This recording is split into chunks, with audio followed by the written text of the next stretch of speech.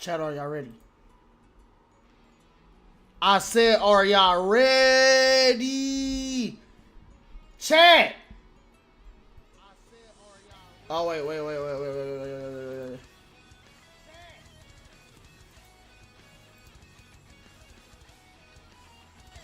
I don't know if y'all heard the song, but I know y'all ready. Or y'all, I Kev. Y'all, I got a lot to talk to y'all real quick about before we hop into this stream. I know I'm still on starting soon. Just give me a moment.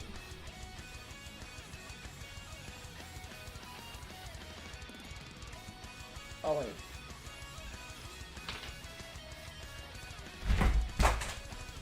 God damn it, I dropped my phone.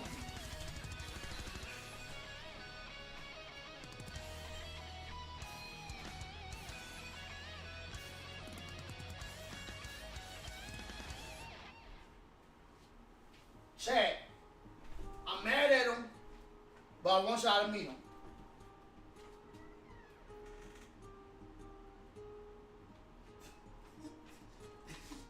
Come here. You gonna let me pick you up now? Or are you gonna be freaking out? Come here. Can I pick you up? Come on, don't do what you did last time. Now you sad. Alright, Chad.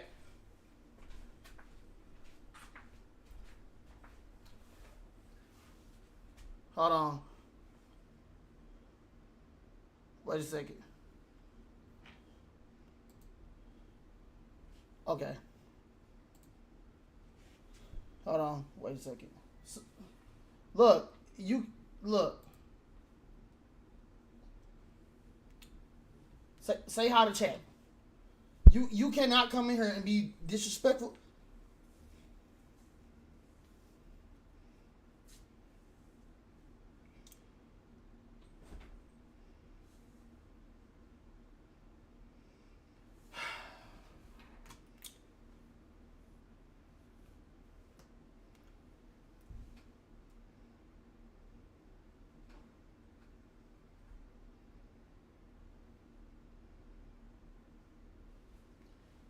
Chad, y'all want to know why my hand is like this? I gotta put some lotion on my hands too. Hold on. Give me a moment. Lord Jesus, hold on. That was embarrassing. Hold on. Hide the camera. Y'all ain't see nothing. Well, I had to wash my hand because I gotta show y'all what happened. But I can't show y'all because YouTube guidelines will ban my ass for it.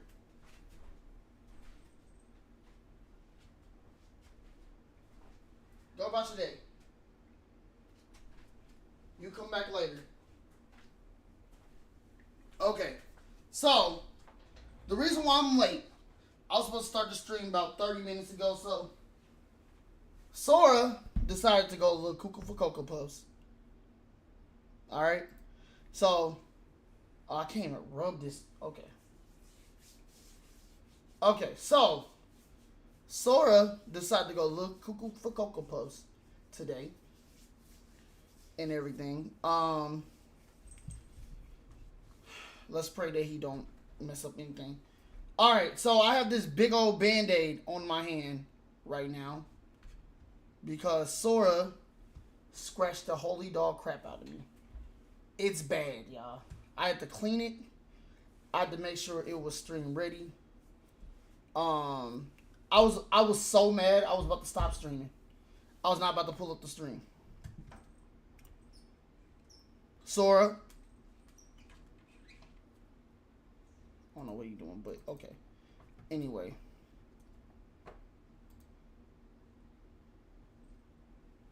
Okay.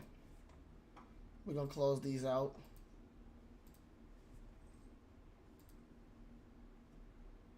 Okay, but what's good, chat? How's everybody doing? Oh, I got to open up another thing, and he unplugged my thing.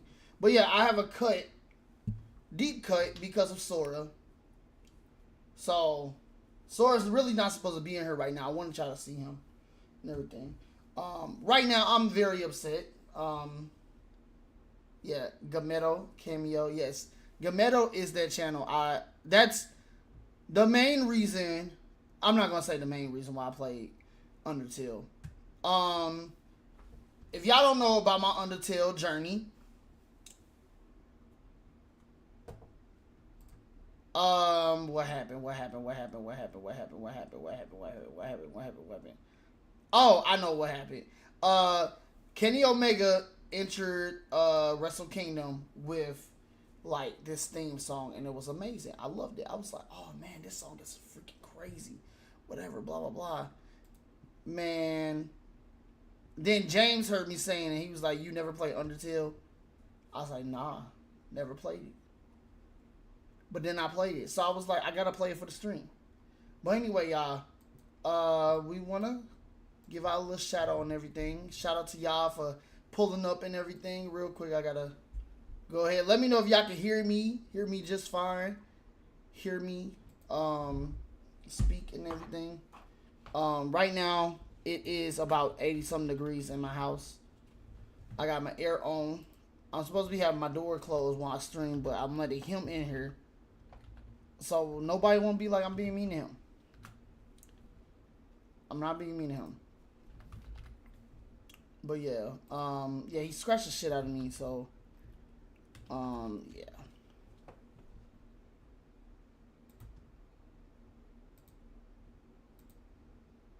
I hear you well. Yeah, you sound good. Okay, bet. All right, so first thing first, I want to go to game theory because Miss Gladys is telling me I have to react to this WD Gaster. I don't know who that is. I don't know what that's about. Real quick before we get the stream started. If everybody was here last stream, y'all saw me go through the damn genocide route. I'm gonna be 100% honest with y'all. I did not want to do it. I told James that earlier. I did not want to do it because I felt like the ending that I got was perfect. I feel like the true pacifist ending was perfect. There was nothing bad about that ending. And for me to have to go through the game 3 times to get lore, get that. Fine, first time player. But I felt like as me as the player, it was perfect the way it ended with all of them happy, all of them living their lives, and I couldn't do it no more. So personally, I'm not mad about the fact that I did not beat Sans. Sans can I don't know if he died. I don't know if he died. He said he was going to Grillsby's. That's all I know. I think he passed, but yeah.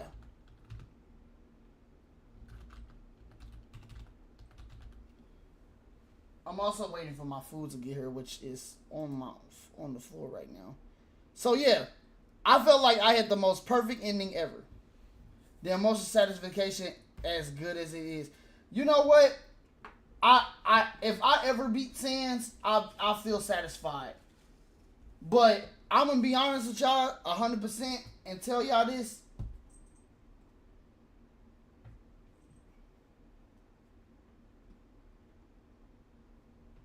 Are you coming to say hi to the stream? You coming to say hi to the stream? No? You coming to say hi to the stream? He ain't messing with y'all. Where the hell were y'all back in the day? 8, 9 years ago? Sir, hold on, wait. Sir. That's not a cat thing. I need you to say hi to the stream. Say hi to the stream.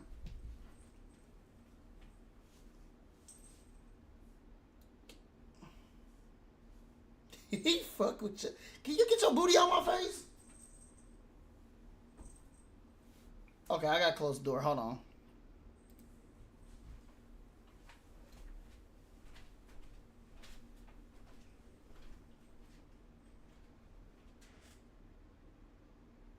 Boy, I thought you was pooping in my hallway. Hey, if y'all would have just saw my reaction. to this. He was sitting there, and it looked like he was pooping. I freaked out. I was like, "Are you pooping?" And my food is. I gotta get my ass right back up. Hold on, chat. Oh, y'all get to see what I'm eating today. Oh shit! I gotta give you some more water too.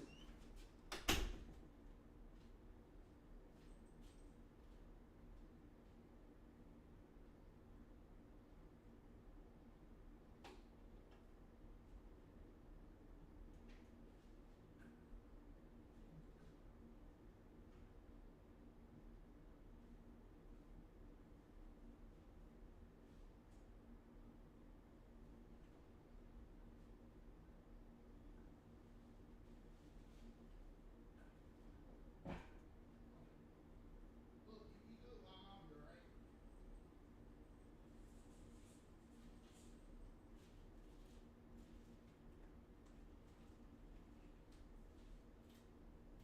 Some water.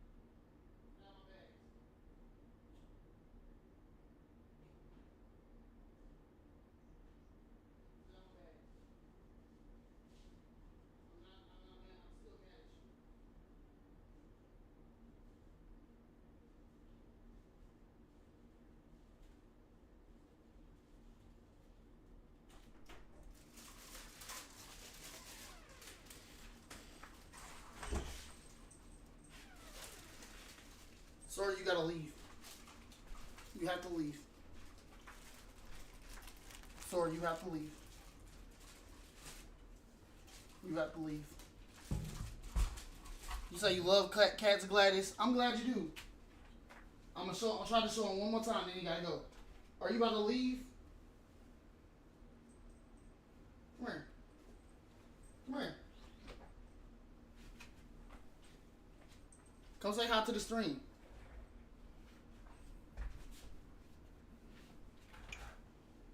I'm gonna try to show him one more time, y'all, and then you gotta go. Okay. Alright. Okay. Alright. No. Okay. Come on. Go. Just get off. Go. Whatever. I'm sorry, chat. He don't. I don't. I don't know what's going on with him today. I really don't. I don't know. I've given up. I've given up. I've given up, chat. I've given up. I sat here. He already scratched me up. Do not mind the background. Do not mind the background. Those are pillows. And the pillows ain't dirty. Because I had a friend come over here and was like, why y'all pillows so brown? That's how they came. That's how they came. I don't care what the size of the pillow is. I clean my shit. Alright. First thing first. Eats. We got food. Yes. We got McAllister's. We got McAllister's, y'all.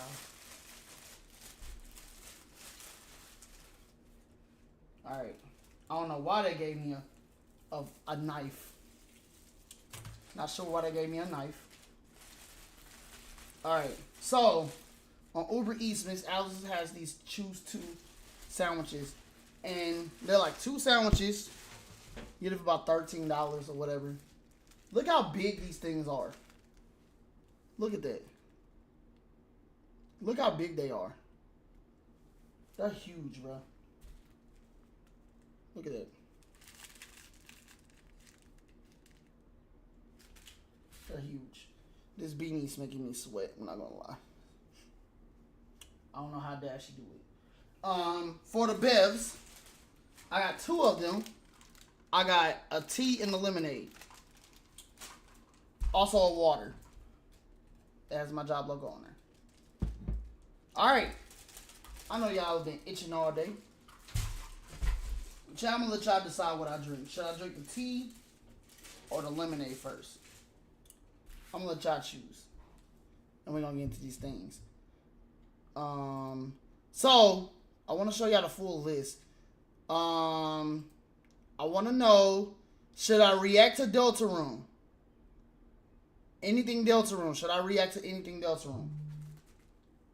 Let me know.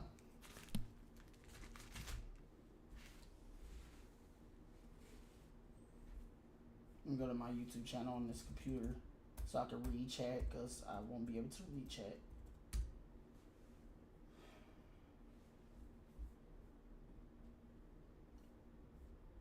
No Deltarune unless trailers. Okay, bet. Okay. So, we're only reacting to this one, this one, this one, I guess this one, this one, this one, I guess this one. No Deltarune, no Deltarune, no Deltarune, no Deltarune. Okay, gotcha. Okay, no, you will be spoiled. Tuss. Okay.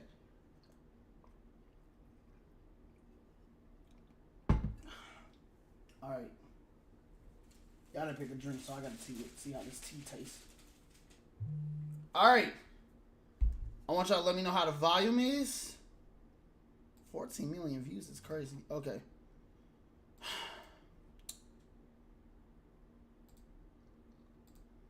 Let me know how the volume is, chat. Beware of the man who speaks in hands. Really? I find people who speak in sign language to be rather pleasant, actually. Hey, hey, hey. Oh, see. This is what I rebuke. Alright? This is what I rebuke in the name of Jesus. Alright? This... Bruh, look. Y'all might think I'm weird for this. Alright? When I play games that, like, talk to me, and what are, like, in 4th person, like, scary games, y'all know how Charo was sitting there talking about, oh, you were the person, blah, blah, blah, you, blah, blah, blah, make this choice, and da-da-da-da-da. I hate that shit. I do not like, that's why I was like, oh, I'm not finishing it. Because if that would have did that to me, like, and I know I'm grown as hell, I should not be worried about that shit. That shit's weird. Like, when it's like, yeah, you did this, so now I have to hurt you, and I'm like, no, bruh, no, bruh. I rebuke it. I had to listen to some gospel music after the stream.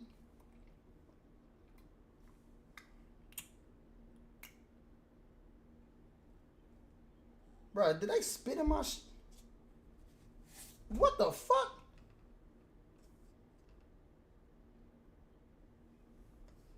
Bro, I know you ain't. I know you lying.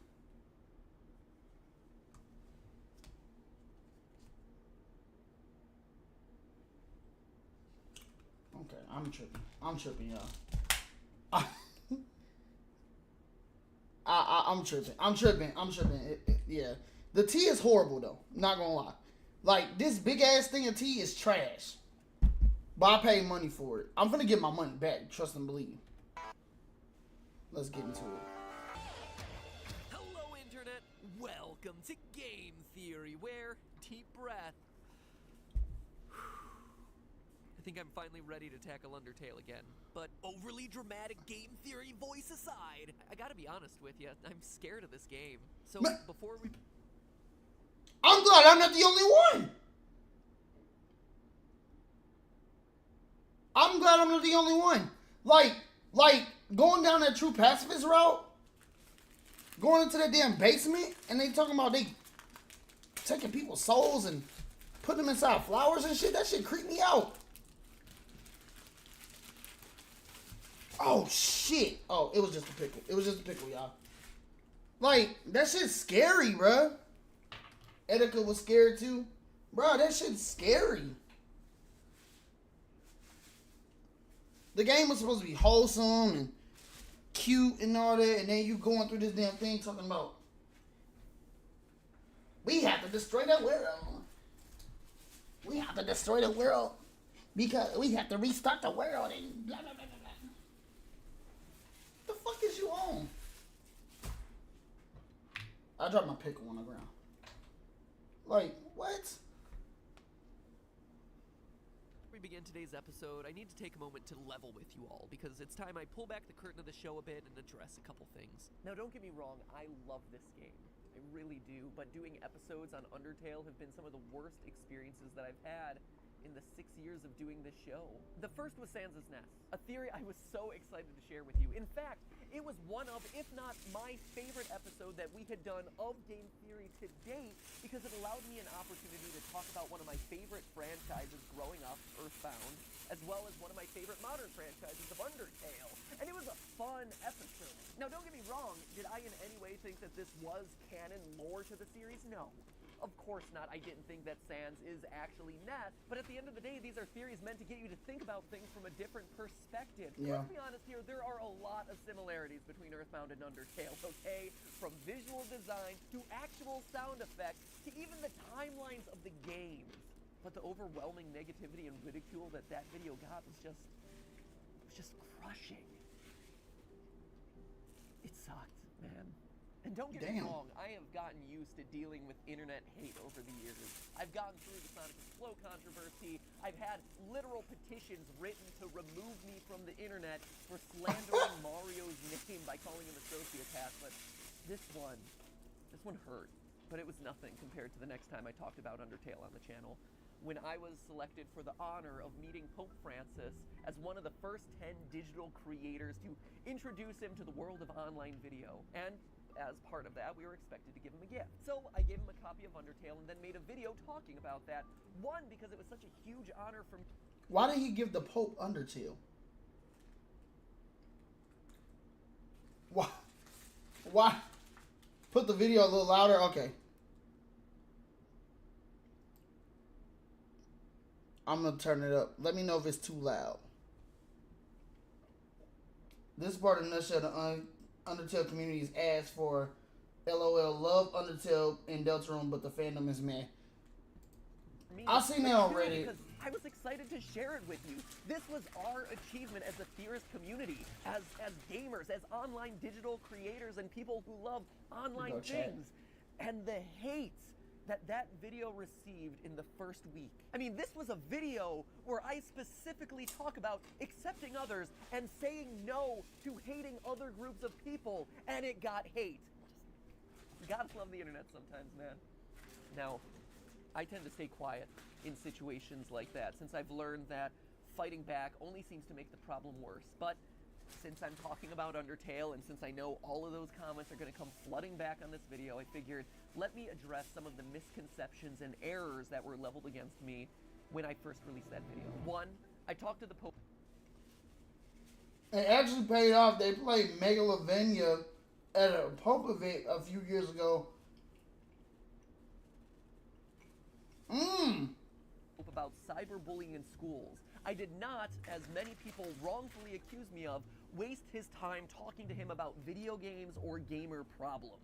In fact, my entire conversation with the Pope is available on YouTube right now. If you had actually taken a couple minutes to do research before assuming and accusing me of things, would have actually saved me a lot of sleepless nights. 2, the gift of a game was symbolic. Of course the Pope isn't going to play a video game, but 3, if you thought that the gift of a video game was bad and had problems with that one, at least it was better than a surfboard, an illegal tree, and a YouTuber's self-written book about themselves. All things that the Pope also received as gifts that day. Which leads me to number 4. Yes, obviously other games talked about peaceful solutions before Undertale, but geez, I liked the game, it was recent at the time, and it was the Pope's Year of Mercy. And I don't know if you've noticed, but the word mercy appears a whole heck of a lot in Undertale. Yeah, I know Megalovania is stand song. Number 5, I was selected via an application that I submitted for this opportunity as a representative of America, as a representative of gamers, and of online digital creators. I know a lot of people were upset that I was selected, and I'm sorry if you don't like me. But as someone who tries to advocate for science, logic, and critical thought, I did my best to put a good foot forward for all three of those different categories. And you know what? I did my best. I tried.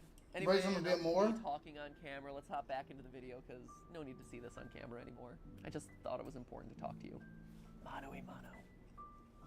How's that? So as you could probably tell, after those two videos, I wasn't super Thumbs up, enthusiastic thumbs down. about tackling Undertale too much. Anyway, in the wake of all the tension going on in the world lately, I played through Undertale again and was filled with determination to try and do another episode on it. It was the most requested episode you loyal theorists wanted back when the game first came out, and to not cover it felt like just leaving the series unfinished. And I'm not the type to give up. So here we are, back in the ring for round 3. All right, to answer good. everyone's biggest question about the series, who is Gaster? From what I can tell on Reddit, despite all the theorizing in the months after the game's release, it looks like most people ended up throwing in the towel, writing this mysterious character off as some code Toby Fox tossed in at the end of the development of the game to get people speculating, but without ever coming up with a fully fleshed out story of his own. I, however, disagree. After looking at all the evidence from a ton of different sources, in the game itself, in the game's code dug up from places like the Underminer community, from Toby Fox's own statements and my own scientific look at things, I think you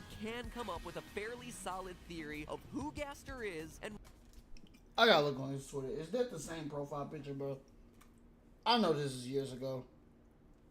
I know it was years ago, but my dog, what? Okay.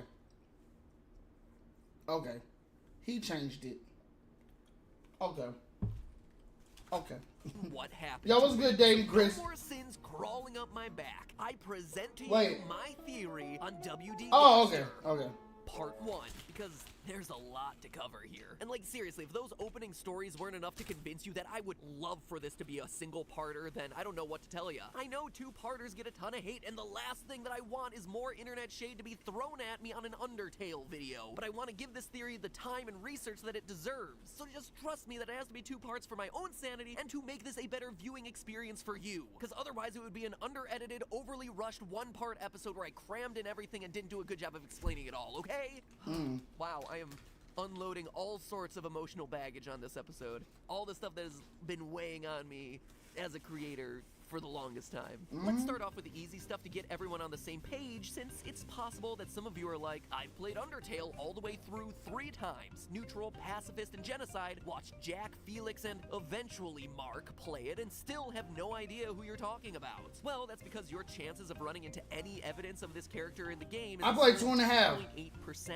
That's right, I did the math. In other words, you could play through the game 100 times and you'd only find references to Gaster about 3 of those times. Holy Temmy Flakes, Batman, those are some slim chances. So let's back up for a bit and quickly talk about what we know about this character for sure. Hey! The first hints of Gaster came from the River Person and is now infamous line of beware the man who speaks in hands.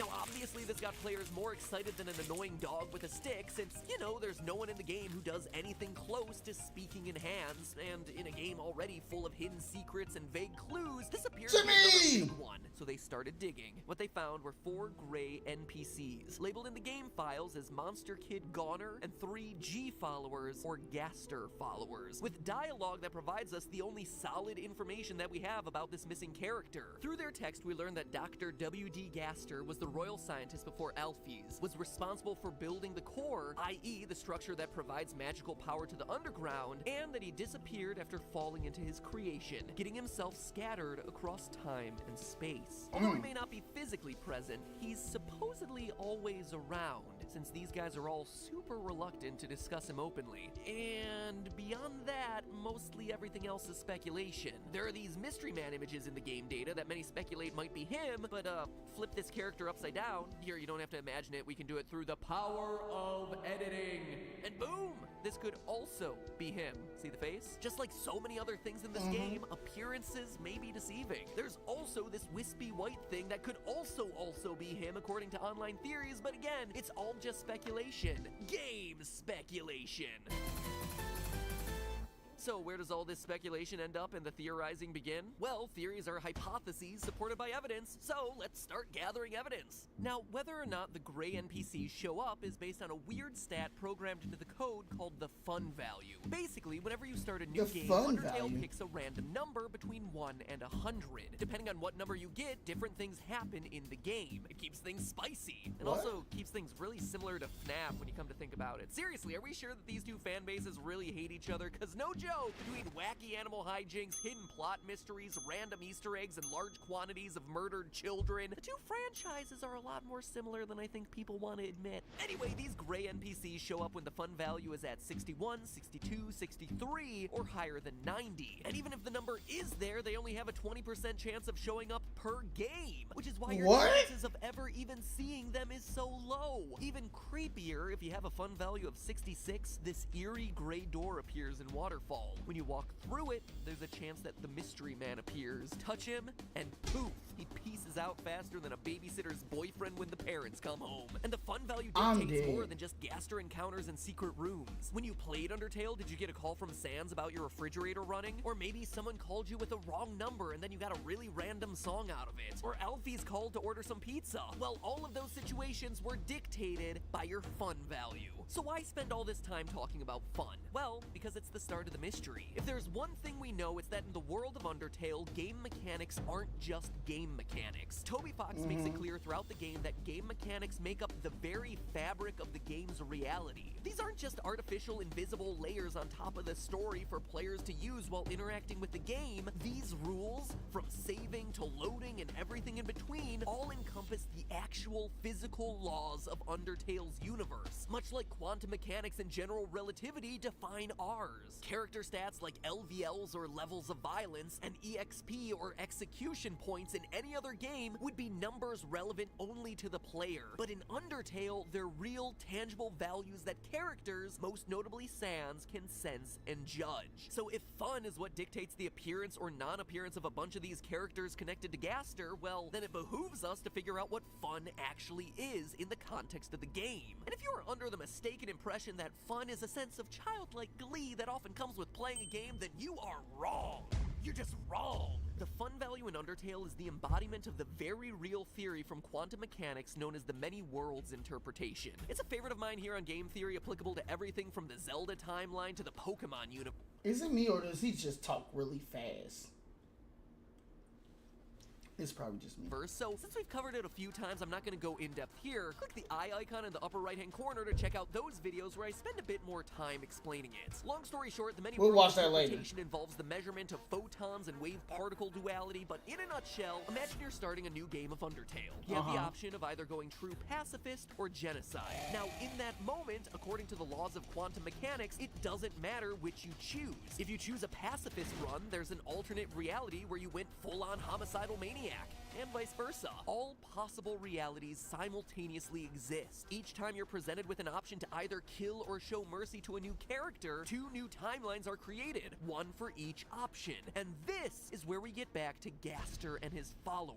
You see, if you find him, Goner Kid speaks the following line. Have you ever thought about a world where everything is exactly the same, except you don't exist? Well, in my first playthrough of the game, that's exactly what happened. A world where he didn't exist. In fact, I must have gotten a really lame fun value since I didn't find anyone mentioning Gaster. No secret rooms, no one even wanted to call me. Truly, I was forever alone. But there are realities where he does exist, and where Sans does pick up the phone to call you. In short, think of each new fun value as another world in the many worlds interpretation, another timeline, parallel realities where one small detail is different. Goner Kid does or does not exist. Alfie's does or does not order pizza. So the next time someone tells you to go outside and have some fun, all you really gotta do is create an alternate reality in your own backyard. Simple as that. But not only does this fun value make repeated playthroughs of the game interesting, but it makes a world, pun intended, of difference when it comes to Gaster's storyline. From speaking to the Gaster followers, we know that an experiment went wrong and Gaster was shattered across time and space. Those are some pretty specific words. First, shattered, as in pieces of him went in many different directions. There are multiple pieces of Gaster that now exist. And then there are the operative words of time and space, meaning that these pieces ended up across many different timelines, the many different worlds, each represented by a different fun value. But what other characters do we know are able to retain memories across multiple different timelines? The Flower. Only two, Flowey and Sans. Flowey tells us at the end of the Genocide run that he's lived hundreds, if not thousands of timelines, doing everything under the sun from being nice to people to torturing them. And in the True Pacifist run, Azrael, Flowey's true identity, makes mention of being able to destroy this timeline once and for all. Azrael even says the following lines: "Every time you die, your friends forget you a little more. Yep. Your life will end here in a world where no one remembers you." It's a really specific thing for Azrael to know, that killing something over and over again will cause the memories of it to fade in everyone's mind. In fact, we may even know someone who he's done this to. Goner Kid. Azrael's speech during the final battle is a direct parallel to the same lines we just saw Goner Kid speak a few minutes ago. A world where he no longer exists. The thought terrifies him, almost as though Azrael did this to him to the point where he does no longer exist. Sans, on the other hand, isn't as powerful as Flowey from a time manipulation perspective, but he does bend the laws of space around him, phasing through walls, and during his battle continually teleports over and over and over again. Though he doesn't show the ability to save or reload like Flowey does, he openly acknowledges that there are other Sanses out there in other realities and tells you to say hello to them. He has tests in place to see if someone is a time traveler. And even though he can't outright control time, he has at least some deeper understanding of timelines being manipulated, as evidenced by his various dialogue options when you fight him over and over during the final Genocide. Yeah, because he Sensing counts how up many and down. times he's beaten you. Yeah. So is it any wonder that the two characters who together manipulate time and space both wield weapons that look like this? And that, at least for Sans, this weapon, according to the sprite files, happens to be called a Gaster Blaster. Or that for Flowey, this is the weapon that he specifically calls out will destroy the timeline. In fact, What? I imagine there's a lot more to say about the Sans-Flowey-Gaster connection. But before we do, let's quickly recap. Gaster, the man who speaks in hands and the royal scientist before Alphys, is an entity only known about through his 4 followers, ones that only appear in certain timelines of the game. These timelines are ultimately dictated by a random fun value. With him being shattered across time and space, he must share some connection with the other two characters that seemingly straddle time and space, Flowey and Sans, and indeed he does in the form of his Gaster Blasters. But there's more. So much more. From the determination experiments to information found in the True Lab, to Toby Fox's Twitter, to the pivotal clue that makes sense of all of this, the word search. No joke. No fucking way.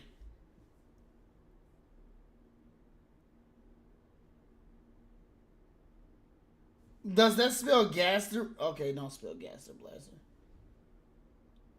But that's for next time, when we hop into deep lore talk, neuroscientific analysis, and Aw, much more to finally motherfucker. reveal the truth behind WD Gaster. So make sure you ring the subscription bell for the notification of when that video is coming out by clicking right here. What did Papyrus say the first time he served spaghetti to Frisk? Bon appetit! Speaking of puns, why does Sans love puns so much? Oh, I know. It must be because he finds them humorous. No need to show me the door. I'll see myself out. Papyrus. Not gonna stay on camera nearly as long this episode. I just wanted to pop on real quick at the beginning here to say thank you. Thank you for the incredible support that you... Hey man, you know, Matt Pat, we all love you and everything. But respectfully, my dog, I'm gonna skip this.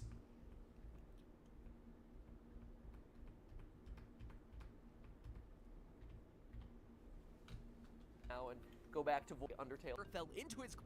Let's talk Gaster. The missing royal scientist who created the core fell into its creation. Like, hey, bro, hey, look, I get it. Internet, stupid idiots. Followers, fun values, the idea of parallel timelines, the space and time manipulation of Flowey and Sans, and the connection to their weapons, the Gaster Blaster for Sans, and the Hyper Goner Timeline Destroyer for Flowey. Also, real quick, I didn't bring it up last time, but Hyper Goner? It's a weird name for that weapon, right? Weirder still, though, is that it shares its name with Goner Kid, one of those monsters who's always associated with Gaster. Coincidence? Maybe, but I think it really supports the idea that Goner Kid, like Gaster, is someone who has been wiped clean from across the timelines. But that was all last last time. Having now laid the groundwork for this entire theory, it's time to get into the nitty-gritty It's with some OT. details that Oh, I I'm blind. guarantee that you haven't heard anywhere else, and that I also guarantee will blow your mind about this game. But to begin, we have to start with perhaps the darkest area in all of Undertale, the True Lab.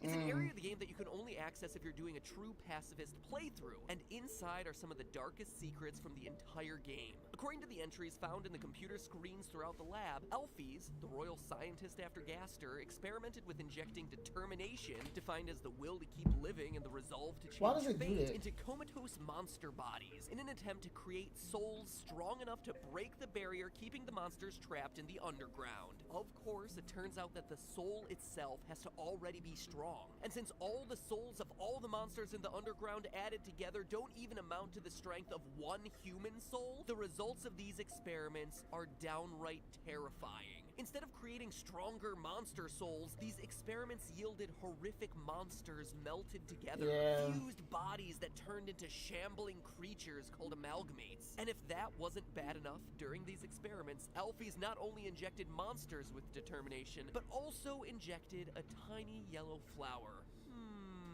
Wonder if that was a good idea. And thus, the main antagonist of the entire freaking game was born. GG. Thanks, science. Alphys. GG. Now, most of you watching probably already know that story. You're actually expected to piece it together bit by bit from numbered lab entries scattered throughout that area of the game. Yeah. But only the truly astute players will notice that one number is missing. Entry 17. Is this I didn't notice that. by Toby Fox? Did you lose count, buddy? 14 teen, 15, 16, 18, 19, 20? What do you say? Ah, nope. If you edit the game files manually and set your location to room number 264, an otherwise inaccessible room in the game, you find contained inside entry 17. And what it says is bone-chilling. Unlike all the others, this entry is written in the font of Wingdings. And if you translate those random symbols into English, it says the following, quote, entry number 17, dark, darker, yet darker. The darkness keeps growing, the shadows cutting deeper, photon readings negative. This next experiment seems very, very interesting. What do you two think? What we have just read is Gaster's final letter. But how do we know? Well, the entry is written in the font Wingding. You know what? I can't be mad at Alphys, mostly because here's the thing about it. You're a scientist, and your king orders you to do all of this stuff. As much as she didn't want to do it, are you going to go against your king? You don't know what might happen to you. Plus, Alphys was already timid as hell, like, you know, nervous. She talked a lot and all that.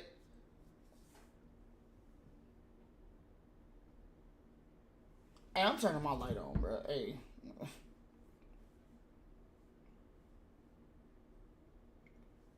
Y'all got me bumped. Nah, but she wasn't supposed to do Flowey. She wanted to surprise him with a rebirth. Oh! Oh, I didn't know that. Oh. Oh, yeah, fuck her then. Oh. Damn. That's wild. I just gotta turn on the light. I don't have a lamp, y'all. Yep, she fucked up. Oh, yeah, no. I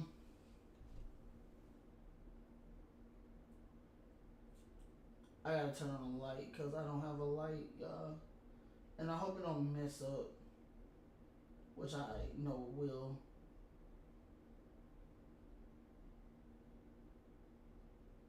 Yeah, I don't have a light in here, y'all. She was supposed to... Wow. Let's see if that's gonna do something. Okay. Hopefully it don't mess up anything. They don't even know Flowey is their kid's soul. It's crazy. That's sad. And she also didn't tell... Oh, yeah, fuck Alphys. She also didn't tell the parents that were down that their kids were dead. Oh, yeah. It's definitely not one you see people dipping into all that often. And at this point, it's widely accepted that the WD in WD Gaster's name is meant to stand for the font Wingdings, just like Sans is Comic Sans and Papyrus is Papyrus. This explanation would also account for the whole man who speaks in hands bit from the Boatkeeper. Wingdings is the only font ridiculous enough to have actual hands as letters, but more on that one later. What I want to note first is that this entry reveals what happened to Gaster. Based on the Gaster follower dialogue we covered last time, we know that he fell into, quote, his creation. But it's not specified that his creation is necessarily the core. In fact, I would hazard to say that it's not. What entry 17 tells us is that Gaster, not Alphys, created the determination extractor and then tested it on himself. Now, don't get me wrong, what we actually see in-game was the result of Alphys' work, but she based a lot of her research on the work of Gaster. How do we know? Well, Alphys mentions blueprints in Lab Entry 5, but she does so in a way that doesn't lead me to believe that she actually created those blueprints. The exact entry reads, "I've done it. Using the blueprints, I've extracted it from the human souls. I believe this is what..." Like, after True Pacifist, Ash lists the allegations free, but still all that time lying to other monsters. And you know what's so crazy? We couldn't kill her in the True Chinazai mode. Like, she left. That's the thing about it. I guess they knew that the player was like, oh yeah, you did this bad thing, we're gonna just do whatever. Like, we're gonna take her out. Their souls I guess what Toby was like, no. Determination. Look at the phrasing here. She didn't say her blueprints worked. She didn't say her device or her research, just the blueprints. Which implies to me that they were just playing around. And indeed they were. You can actually find them in a secret lab behind Sans and Papyrus's house. There, on the table, blueprints for a mysterious machine, written in symbols. Symbols or wingdings, perhaps. Not only this, but look at the device she ends up building from these blueprints. The determination extractor looks a whole lot like an animal skull. The same skull-like shape of the Gaster Blaster and the Hyper Goner, Gaster's signature shape. But lastly on this topic, just look at the Mystery Man sprites. The design is droopy, slightly melted, just like the other monsters Alphys infused with determination, the Amalgamates. And just like Undyne before her death, who melts because she's too determined for her own good. Determination melts monsters. Thus, the melted sprite of Mystery Man seems to imply that Gaster himself... Is that why Undyne turned into the Undying? Used his body with excessive amounts of determination. But let's hop back to entry 17. Look at the language here. The darkness keeps growing, the shadows cutting deeper. Cutting. This reads not like a room that's slowly losing light, but rather like a man who's being broken apart, losing control of himself and his identity. And as we discussed last time, Gaster's followers confirm that he was indeed shattered across time and space in the aftermath of his experiment. So now that we have a fairly strong suspicion about what happened to him, is that it? Where is he now? Have we solved the mystery of W.D. Gaster? No, not yet, because I'm about to convince you that W.D. Gaster is Sans. Mind blown? Well... Eat.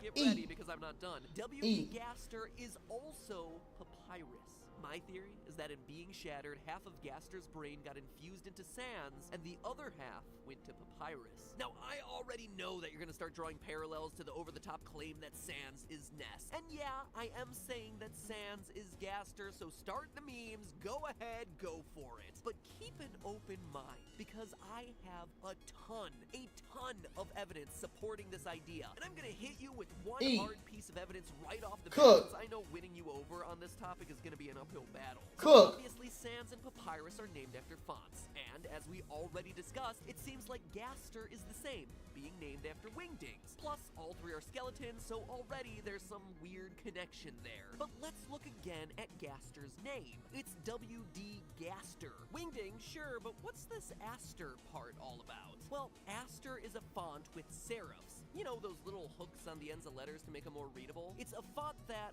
well, not exact, closely resembles the font of Sans' Z's when he falls asleep during his genocide battle. And that, in and of itself, is a bizarre choice for a character who does everything else in a non-serif font of Comic Sans. So WD Gaster, a skeleton-looking character with a name made up of 2 fonts, has pieces of him divided up into the 2 other skeletons who each have a single font name, and one just so happens to have text that closely resembles an Aster font. It's a lot of weird coincidences to account for.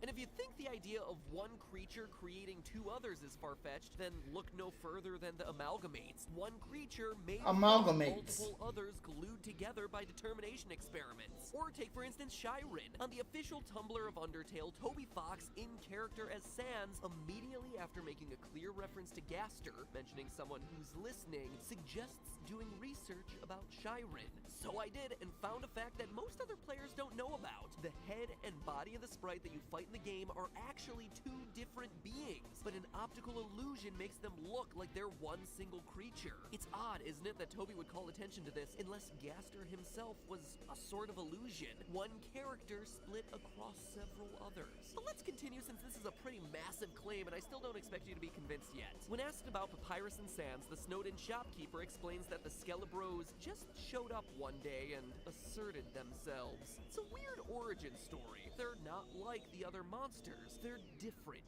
in some way. Well, them being the result of a failed experiment would explain why they just showed up one day. They literally popped into existence out of a different timeline. Need proof? Happy to provide. Look no further than the fact that Sans' song on his date and in his lab is named It's Raining Somewhere Else. That somewhere else is a different timeline, as it parallels the line Goner Kid himself says, quote, an umbrella, but it's not raining. Yeah.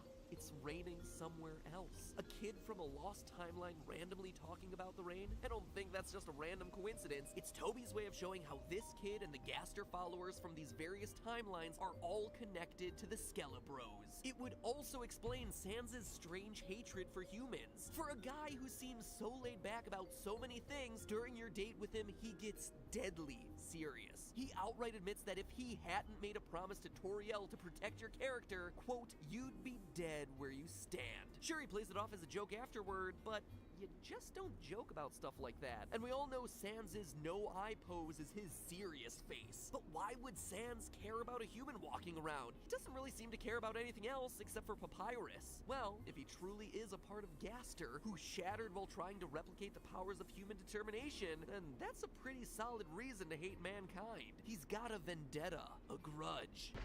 Sans also has a direct connection with the Royal Scientist's lab. In a patch that came after the game's release, if the player calls Papyrus twice on the top floor of the lab, he'll say that the bag of dog food in that room looks familiar, that Sans had it in his room for a while. We also see in some versions of the True Pacifist ending that, in a surprise to all the characters, Alphys and Sans know each other. When Papyrus calls out this out-of-nowhere revelation, Alphys starts to get super nervous, until Sans deflects the question and everyone moves on. It's almost like the 2 of them are hiding something. But here's the clincher, a detail that, to my knowledge, no one has picked up yet. We've all assumed that all the lab entries, except for the one in Wingdings, were written by Alphys, as she conducts her determination experiment. Why the volume so low? The volume is low?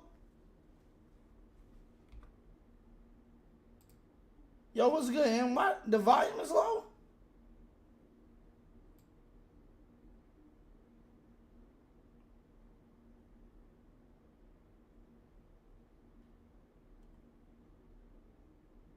Turn it up a little bit. Truth is, they're not. There's another author for about half of them, and that author is Sans. Pay close attention to the text of the entries. Half are grammatically correct, with proper punctuation. What's good, and the other half are entirely in lowercase. Who else in the game not only speaks in lowercase, but according to the note in his room, is also confirmed to write in lowercase? Sans. It all seems to indicate that the "what do you two think" at the end of Gaster's entry number 17 refers not to Sans and Papyrus, but rather to Sans and Alphys, who are staying silent about what happened to Gaster that day. And all of this isn't even mentioning Sans' lines about wanting to go home or go back. He says as much during his dinner date scene at the Mettaton Hotel. He notices that the player must want to go home and says, "Buddy, I know the feeling." And in the genocide run during his boss fight, he says, "Look, I gave up trying to go back a long time ago." So where does he want to go back to? The surface? That's not it. In his very next line of dialogue, he says, "And getting to the surface doesn't really appeal to me anymore either." Keyword there being either. He wants to go back home, but to him, home isn't Yo, what's good, Em? I appreciate that.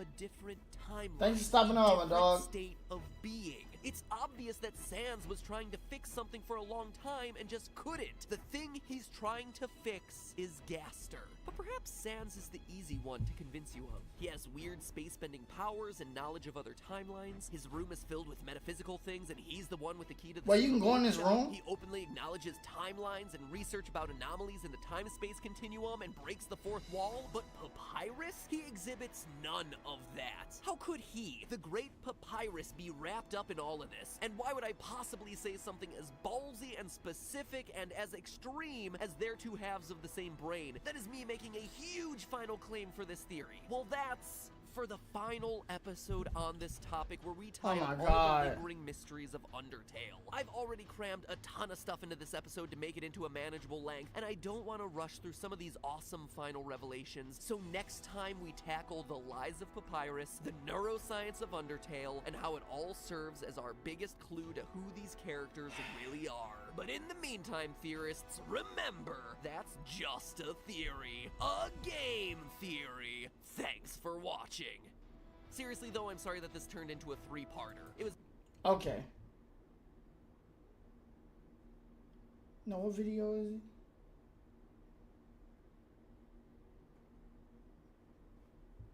it? At least you ain't had to wait for the theories to be released.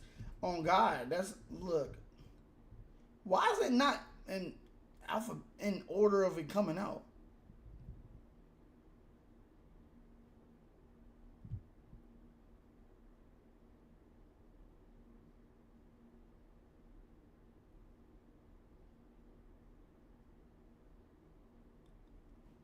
Why no one talks about the conveniently shaped lamp placed there that perfectly fits your character? Like, if Sans prepared for all of this and knew it even before you came to the ruins.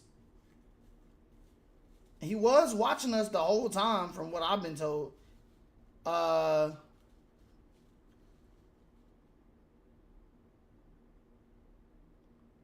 know I'm 6 years late, but when you fight the lost soul of Sans in Astral, Sans just says, "Just give up like I did." Maybe that means he gave up. Oh.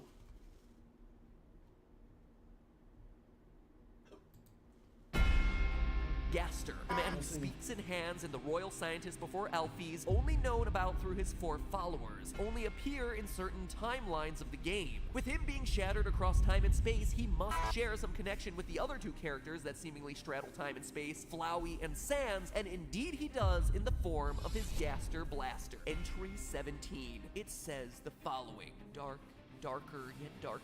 The shadows cutting deeper. Photon readings negative. This next experiment seems very, very interesting.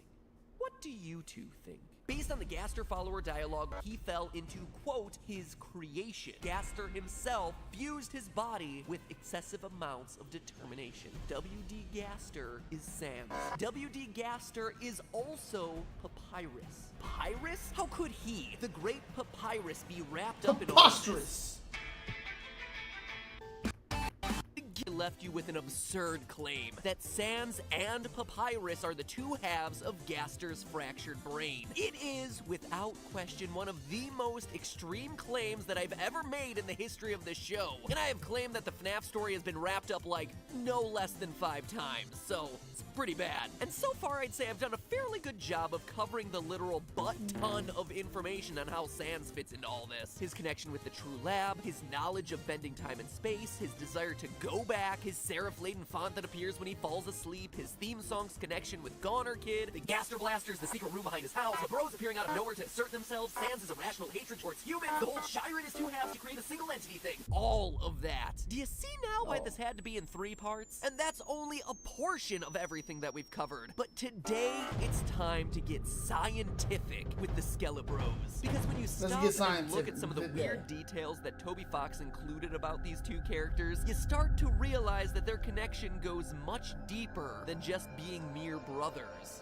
Oh, and I'm not done. We're concluding this whole 3-episode series by revealing the fact that Papyrus isn't nearly as naive as he lets on. Sure, he may play innocent enough, but behind that basketball shoulder pad wearing, spaghetti loving, Starman posing, cool dude facade is someone who is deep with Sans and Alphys and the Gaster experiments. These 3 game theories are a trilogy bigger than Mass Effect, and hopefully with a more satisfying ending. Star Children, really? Go home, BioWare. You're drunk. And don't you dare for a second make Mass Effect Andromeda your sloppy seconds. It's coming out in March and we've barely seen anything about it. I am concerned. So I promised you science, and doggone it, we're gonna start with science. Specifically, the neuroscience of Undertale. Now, I'm pretty sure that you've probably heard the old adage by now that the 2 halves of the brain handle different parts of human functioning. The left is analytical and the right is creative. Now, while this may not be 100% scientifically accurate, it does have some basis in scientific reality. In the late 1960s, a man named Roger Sperry wanted to explore the extent to which the 2 halves of the human brain could function independently. To do this, he took some volunteers and severed their corpus callosum, aka the nerve fibers that carry signals between the 2 halves of the brain. And that, ladies and gentlemen, is why you gotta read the fine print when you sell your body to science. Oh, hey, I'm just a college student in need of some extra date money. Cindy in women's studies. She's pretty cute. Welcome to the experiment, kid. We're cutting your brain in 2.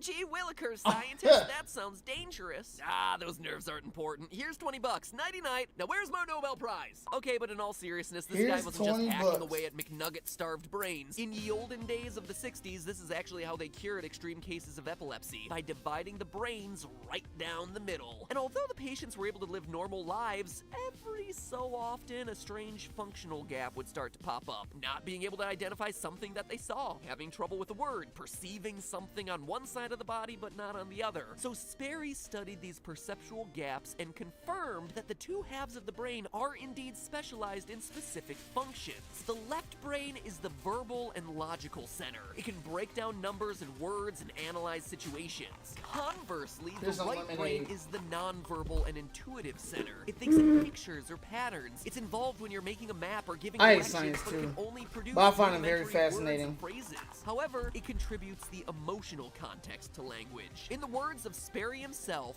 the great pleasure and feeling in my right brain is more than my left brain can find the words to tell you. Get it? Because the right brain has feelings, but the left brain is the one who does all the talking. Anyway, it'll all make sense when we look at how this applies to Gaster and the 2 Skelebros. Papyrus dreams big. He wants to capture humans to impress Undyne and wants to join the Royal Guard. The cares in his world are whimsical. He likes japes and gags and even wears a caped costume at all times. Sans also mentions that Papyrus gets cranky without a bedtime story. He wears his emotions on his Starman-inspired sleeve, becoming flustered if the player even hints at flirting with him. Basically, Papyrus seems very emotionally driven. He's very much the right brain. Sans, on the other hand, seems a lot more analytical and logical than his brother. He's very sarcastic, dry, witty, clever. At times, it's difficult to tell if he's being serious or very, very threatening. He's also shown to be extremely intelligent. While Papyrus takes a little bit of time to figure out that the player's human, Sans sees it immediately. And in Genocide runs, Sans sees through the player's facade for the monster that they are. He even asks them to continue pretending to be a human for Papyrus's sake. Sans, for all his joking, is very logical, interested in science and the time-space continuum, driven by reasoning. He's the left brain. And sure, those surface connections are all well and good, but I wouldn't be making this claim if it didn't go a whole lot deeper. So let's take a minute to look at the Skelebros puzzle section in Snowdin. Throughout this iconic section of the game, Papyrus and Sans present you with various challenges to block your progress. Papyrus's challenges are all spatially focused, doing things like forcing you to map out a walking path so as not to step on the same switch twice, puzzles that require the right brain to solve. On the other hand, the one challenge challenge that Sans presents you with, the Monster Kids word search, a language-based task, is one specifically oriented from the left brain. So are the left and right halves of your mind blown yet? Well, if not, it keeps going. One detail I always thought was weird was the game going out of its way to tell you which type of puzzle in the newspaper the two brothers find more difficult. Sans insists that the word search is harder, but Papyrus thinks that the word jumble is harder. A word jumble involves taking a series of letters, breaking them down and rearranging them to find the words that's made of those letters. It makes sense then that Papyrus, as the right brain, would find it more difficult. It's about forming words, a specifically language-based process, and why Sans, as the left brain, would find it easier. On the other hand, a word search, while still a left brain activity, involves identifying already existing words within a giant collage of letters. Since it's just identifying patterns of existing letters, it would make sense why the creative pattern-based Papyrus would find that easier, and why Sans would think it's a bit harder than the jumble. It's crazy, right, how these details line up? But if that still wasn't enough, even the humor of these two matches up with their appropriate brain hemisphere. Papyrus, as the right brain, would be much more prone to physical comedy, his so-called japes. Sans, as the left brain and linguistics center, would get endless amounts of joy out of wordplay. Things like, say, bad puns. Oh well, wouldn't you know? In fact, that's why so many of you get such cringy joy out of my bad puns on Twitter. As theorists, most of us, myself included, are analytical left brains, so a witty turn of phrase will keep us raffle-coptering for days. Then there's the true pacifist ending, where Papyrus doesn't know the word for sun, having to rely on Sans to tell him. Yet another language-based knowledge item, and yet another odd detail that gets explained.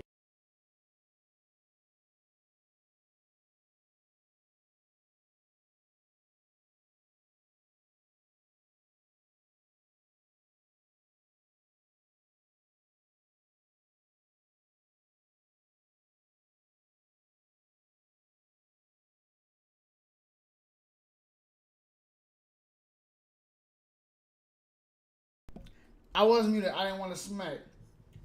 What I was saying was, that's a little bit, I got to give it to Papyrus because, like, personally, weren't they underground? They didn't see the sun all the time. Right? They didn't see the sun all the time. Like, of course he don't know what the sun is. And didn't Undyne ask the damn same question?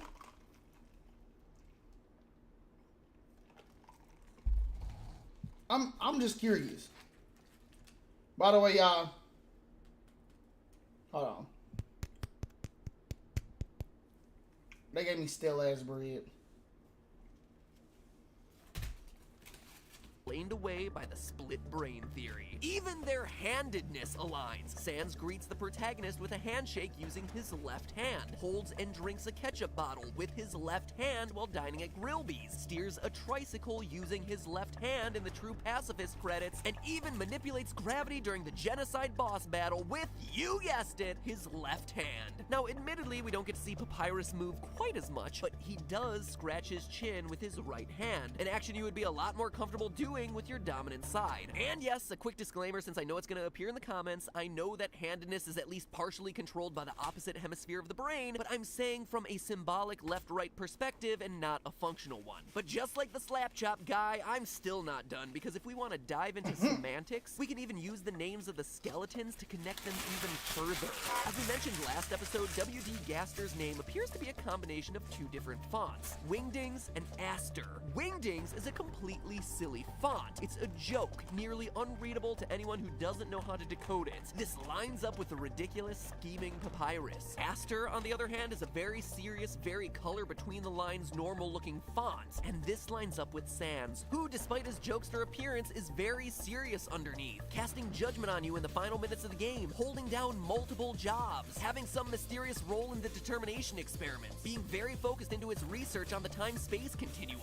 So yeah, that's why I think the two halves of Gaster's mind are now embodied in the two Skelebros. When you actually take a step back and look at all the details that just fit into this theory, there's a lot of them. Their behavior fits unbelievably well. Their names and visual design are undeniably related. And in addition to everything else we've covered, the fact that the two brothers appeared out of nowhere and exist separately from the rest of the other monsters in Underground is also really telling. But it does leave us with one last question. important. Why would Sans be aware of their origins while Papyrus isn't? Papyrus seems ignorant to everything in the secret lab behind the house and didn't even know that Sans and Elfies had a history of working together. So why doesn't he have Gaster Blasters or any knowledge of the time-space continuums? Anything like that? Because he's nothing to take serious. Sans even said that. Sans said, my brother's not even, like, he's not a fighter. He's just nothing to take serious. That's why, like, when you're going through the true pacifist route, it's just better for him, like, you don't even go hard on him. You just let him win. He's a kid, in my opinion. Yes, he's trying to be a royal knight to, like, you know. Am I still muted? I don't know, I'm not muted. But I just find that weird. Like, he's a kid, like, in my opinion. Like, Papyrus is nothing to, like, go too crazy about. He's doing it so he can be a royal guard. Even Undyne said it. Oh, well, I really, like, can't tell him that I don't want him to be a royal guard because he's, like, sweet. It is too nice. Well, who's to say he doesn't? For as innocent as he behaves, he's in just as deep as Sans. The evidence doesn't pop up too often, but every once in a while he'll slip and reveal just how much he really knows. First, similar to Sans, he clearly knows about different timelines and the ability to manipulate actions across them. After going to some extreme lengths across different saves and reloads to convince Sans that you're a time traveler, he finally gives you a key to his room to reveal the truth. Go in and what you find will shock you. He tricks you into running on a treadmill. Funny, sure, but the real mind blow here is when Papyrus enters and asks, is Sans pranking you across time and space? I hate it when he does that. So clearly he knows about Sans's timeline hopping and isn't weirded out by it. Then, in the true pacifist ending, Papyrus exclaims that this is the worst ending since he's not a royal guard.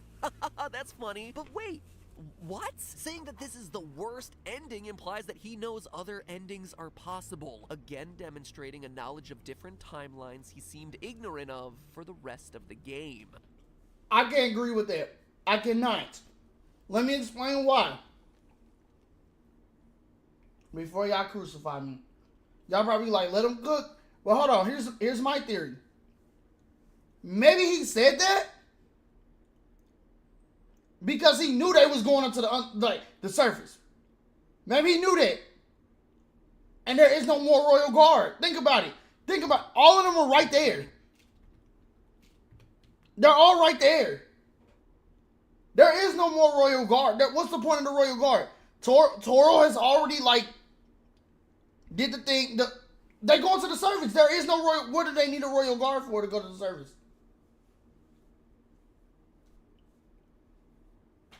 Undyne is right there. Okay, let me shut up. He's not a royal guard. That's funny. But wait, what? Saying that this is the worst ending implies that he knows other endings are possible, again demonstrating a knowledge of different timelines he seemed ignorant of for the rest of the game. And then what about his connection with Gaster? Well, like Sans, he's also able to manipulate gravity, once again implying that they are two halves of the same whole. It's also worth noting that it's the only one of the soul modes that actually manipulates a spatial law. Green gives you a shield, yellow is had by pressing a button, and purple is a bunch of spider webs, but blue changes gravity. It's no small feat, but you got me, bitch. You got me. It goes beyond that. In one of the patches to the game, if you stop a genocide run by sparing Papyrus, he says that it's good you stopped when it did. If you hadn't, he would have had to use his special attack, and that the player would have been, quote, blasted. He then quickly changes the subject, but it's an odd choice of words, right? Blasted seems to imply him also having the ability to use a Gaster Blaster. And just to clarify, his special attack is not changing the heart to blue because he starts referencing the special attack after turning the heart blue. And it's also not the giant bone that he uses to end the battle, since the annoying dog steals the special attack and he winds up having to use a normal attack which features that giant bone. It's also important to note that this odd detail was included in a patch to the game, especially when other details added added extra dialogue for Papyrus in Papyrus' room when inspecting the box of attacks that he did not use, including his special attack, which would have been able to blast the protagonist's soul. Oh. Papyrus will then talk about the annoying dog again once he realizes that the dog has stolen his special attack again. During those exact same... Remove the fun value, which essentially means that the fun value... Oh, excuse me. Fun value no longer needs to be modified to find WD Gaster in... patches were making Gaster a more official part of the game experience. You no longer had to add in the game's fun value in order to experience Gaster as a real part of the game's lore. Given all of those details, I think it's likely that Toby Fox was strongly hinting at us to believe that Papyrus also has access to Gaster blasters. And with that, we've reached the end. Literally everything in 3 episodes you cooked. pieced together about You how cooked. all these characters. All right, you met. got me. When I stopped and looked at all this evidence to write these episodes, the most sensible conclusion was one that I initially thought was absolutely absurd. That Sans and Papyrus are two halves of the Gaster whole. It was, quite honestly, the neuroscience bit and the fact that they appeared out of nowhere that sold me on it. Were they created when Gaster fell into his machine? Or were they present throughout the whole series of experiments? It's not really clear. I personally like to think the former, but the pictures in Sans' laboratory of 3 smiling faces with the quote, "never forget," seems to imply the latter. Either way, this is how our story and the theory ends. Because as Toby Fox himself confirmed on Twitter, quote, "You've all seen the happiest outcome. Neither of them could fix the machine, no matter how hard they tried. No one can." Neither of them being the operative word there, because it means not just Sans, but both the brothers were involved in trying to fix the machine. The Skelebros wrote "never forget" on that picture because they don't want to end up like Goner Kid, or what Azrael warned them about, that by resetting the timeline over and over again, the memories start to fade from existence. They can't let themselves forget Gaster or their former origins, even though they'll never be able to bring him back or get their normal lives back, no matter how hard they try. It gives this game, even in the happiest, true pacifist ending, a new layer of tragedy, a new depth of story that is hidden to almost 82% of the game's players. It just shows how much care and love went into crafting this plot line, and gives testament to why everyone loves this game's story so very much. But hey, that's just a theory. I am going to say this, and I'm going to mean this from the bottom of my heart. The true pacifist ending was the best damn ending ever, and I don't care. Yes, they did not get to find out what happened with Gaster, whatever the fuck it was, but they live their lives and they're happy right now. What did Papyrus say? They're happy. That's the thing. I'm happy that they're happy. And I think personally, when he was referring to the blaster, he was not referring to his. He probably was referring to his blaster, but then he thought about Sans's blaster as well. That's the thing about it. What if both of their brains were like telepathically connected? Are you gonna get that Timmy plushie? That feeling of accomplishment after genocide is nice. You know what? Y'all can have that genocide in there. I don't want that. And I don't know if I'm gonna get a Timmy plushie right now. I got a lot of stuff to focus on. Right now. What else are we gonna react to?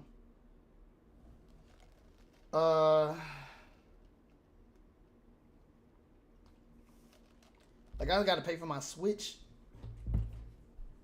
right now.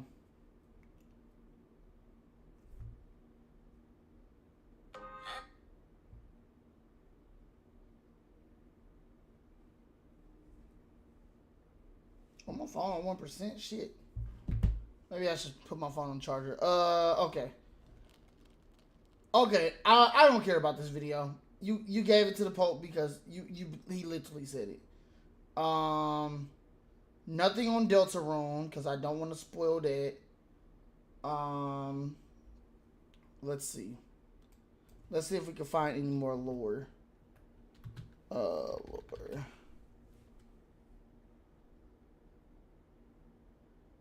Oh! Look what popped up, y'all! Hey! Look. I'll fucking cry. Like,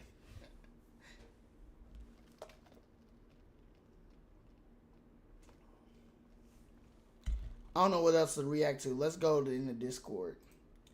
See what the hell y'all put in here. Where is it? I'm dead. Okay.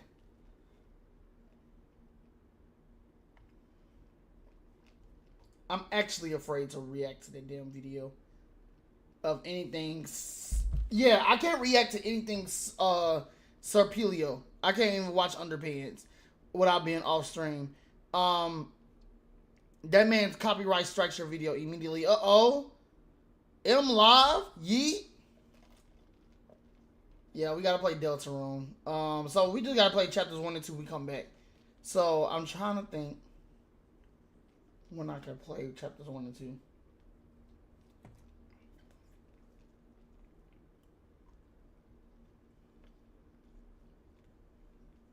The worst masterpiece. I hated it. I hate the fact. Every neutral ending.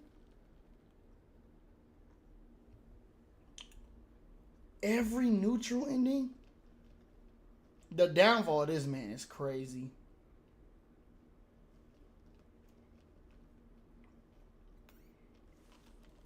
I'm trying to think, y'all. No Deltarune. I don't know why Deltarune is popping up on my shit now. Fuck. What if you backed off from Flowey? You must turn back when Flowey is the antagonized, and walk back to the end.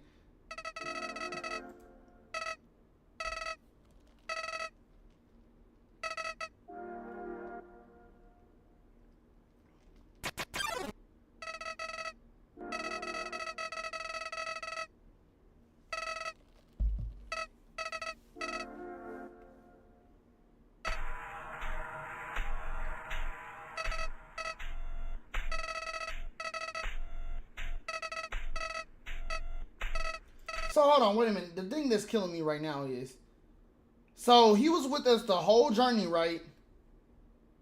As soon as we went to go fight Sans, he left.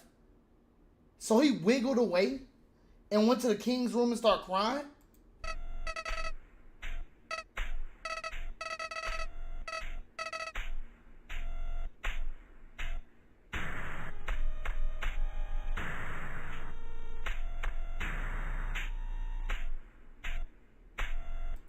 I don't like that song.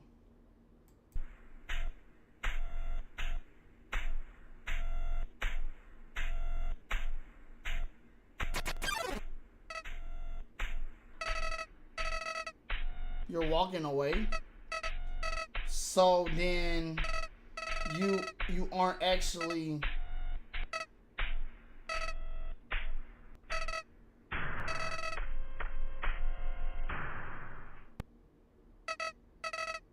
I'm so stupid. Thinking that you'll still hold a grudge after all these What?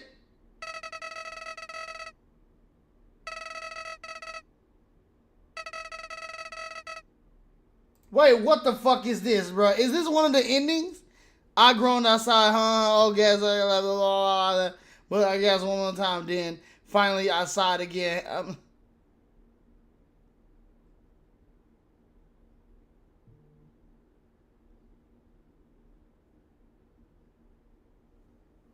Oh, back off. Oh, sorry, Flower. I didn't mean to scare you. The ending felt like the borderline neutral, like it's the worst neutral right next to genocide because the world still exists and since actually hesitate to fight you in the beginning, all because you showed some mercy to someone else and made a very small exception. What the fuck? Have y'all seen this?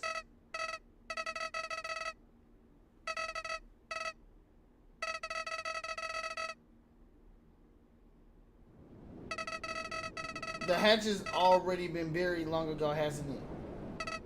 Have y'all seen this ending?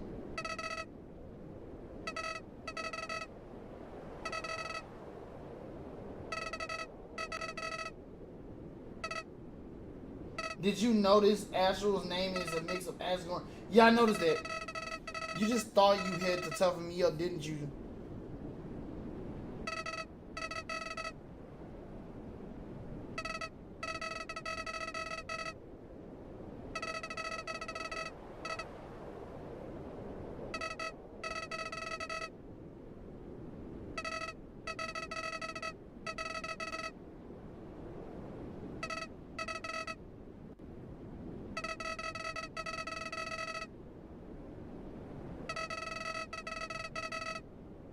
What?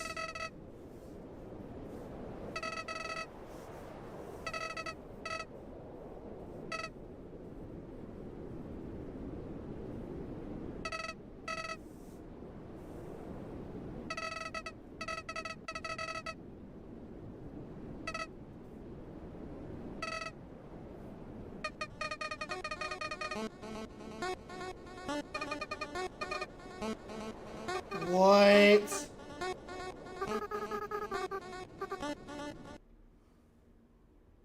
Are they referring to like when?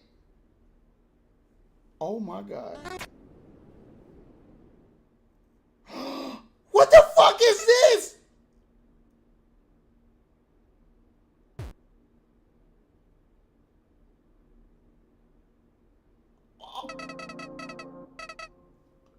What? James, you didn't know about this? No, actually didn't know this. This cannot be fan made, fam. And you walk with Flowey on your fucking head? Is this real? No, hold on, wait a minute. Hold on, chat. Hold on, chat. Hold up. Hold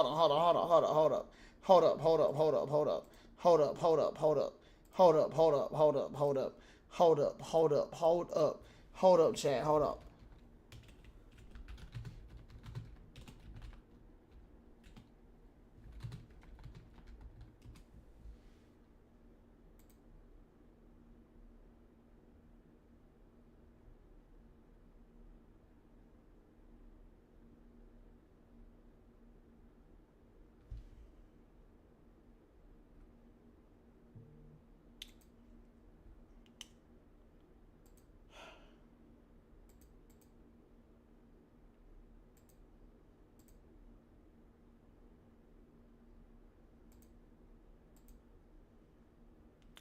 So if you back off of Flowey before fighting Sans, is still a full genocide route.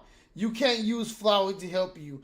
I'm assuming you saw this video where you can back off Flowey. That's an animation. It's not an actual game.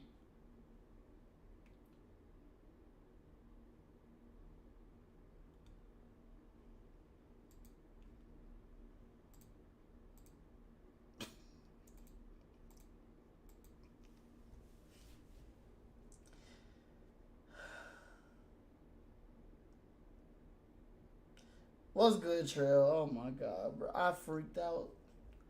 Bro, I thought this was a damn good ass ending, fam. I'm like, wait a minute. So Mans decides to, yeah.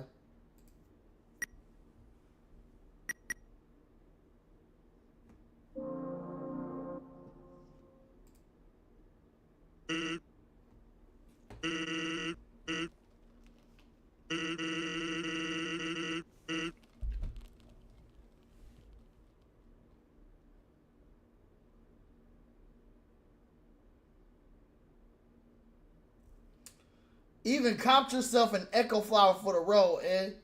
Cool.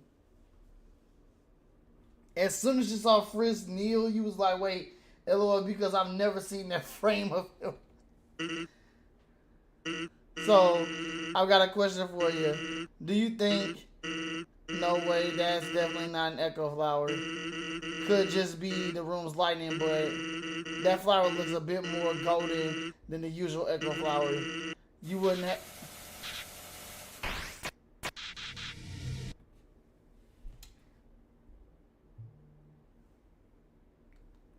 Chat, I'm pissed. Chat, I'm pissed.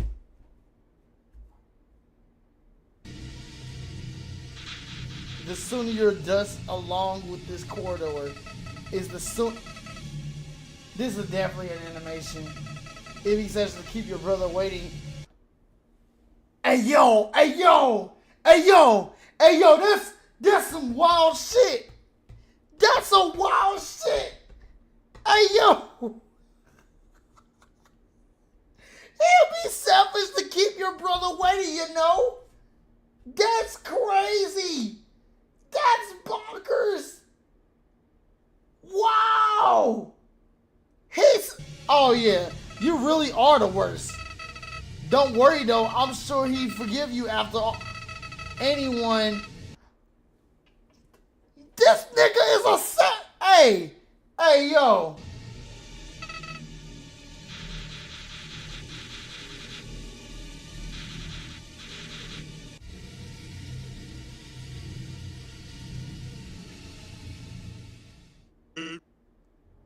Nigga out of pocket.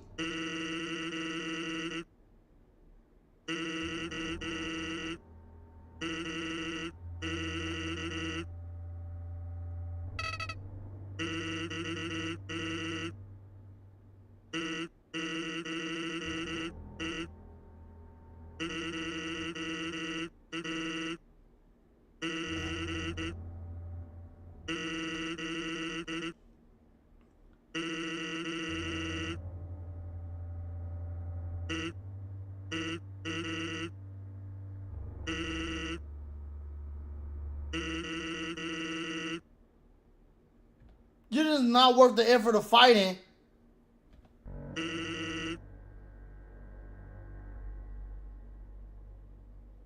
That nigga what?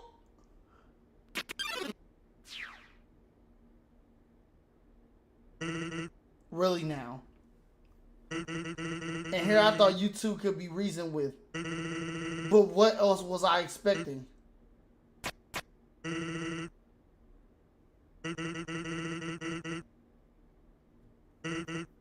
And frankly, I could dodge whatever you throw at me all day.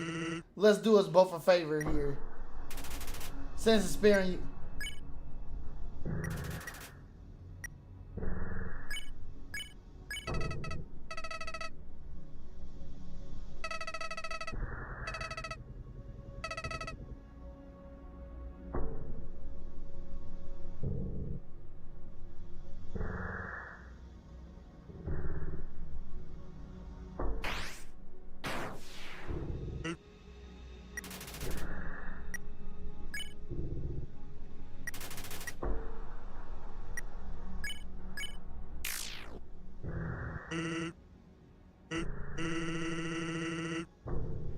What the fuck is going on?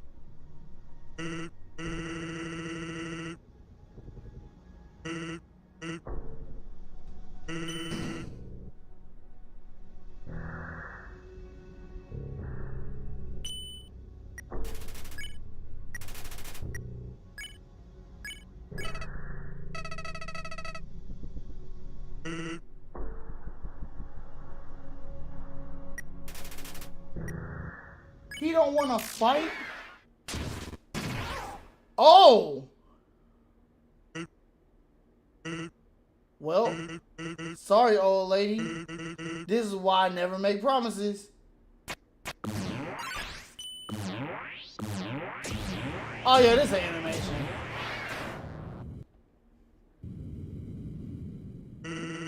Not that big.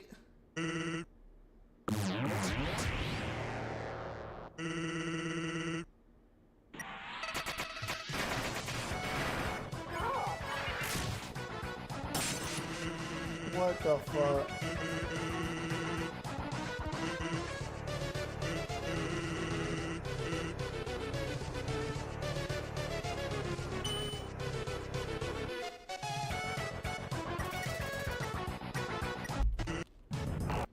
We know how to fight aliens, bro. Like.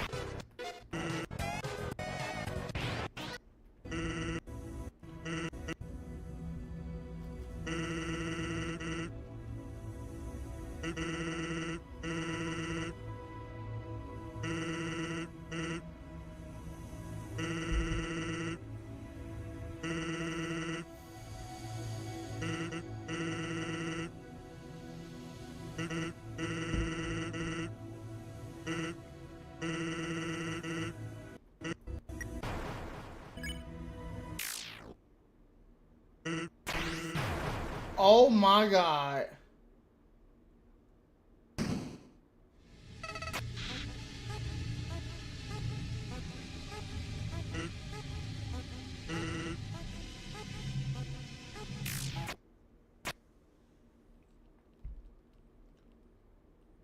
What? Well, that was definitely an unexpected turn. Guess that idiot forgot that I never used my turn beforehand. Haha. With that kind of damage, it's only a matter of time till, well, he'll be one with the snow and whenever.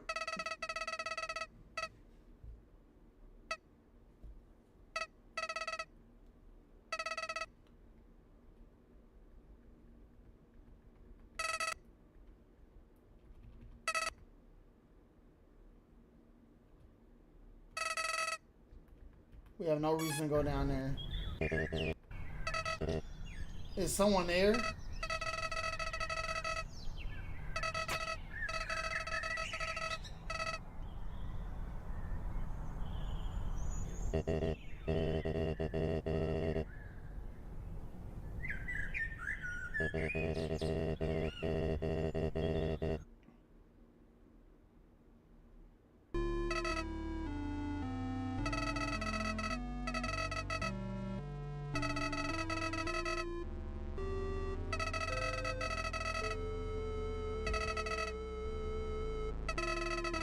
What the fuck is this?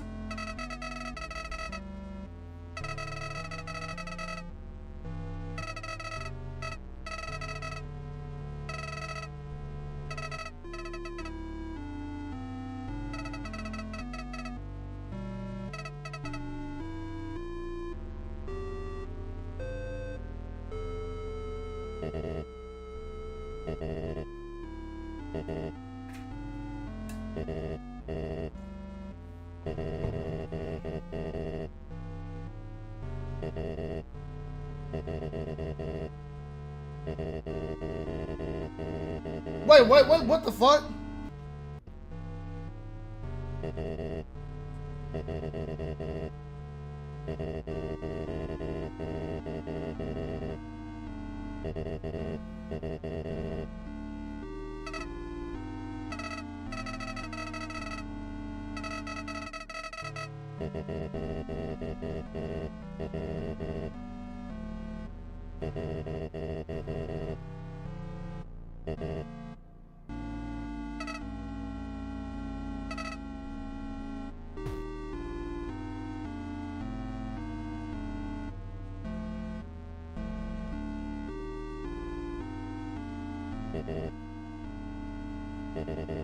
Then why the fuck he picked the flower as his damn present? He didn't pick it. A scientist dinosaur did it. He didn't do it.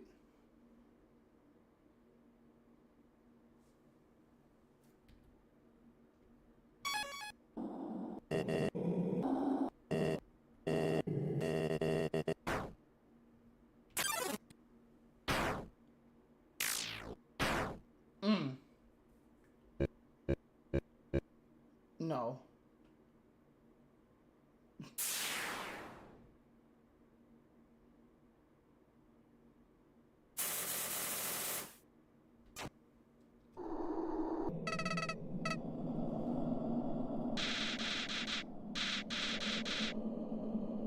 Damn.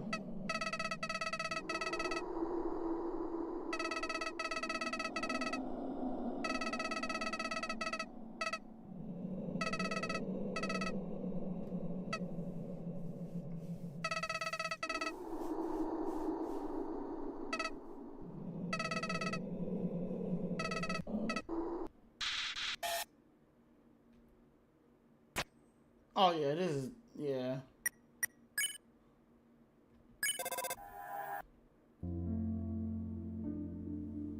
What if you, oh, okay. Great. Do y'all want to watch the rest of this? At this point, it's not canon. I thought it was canon.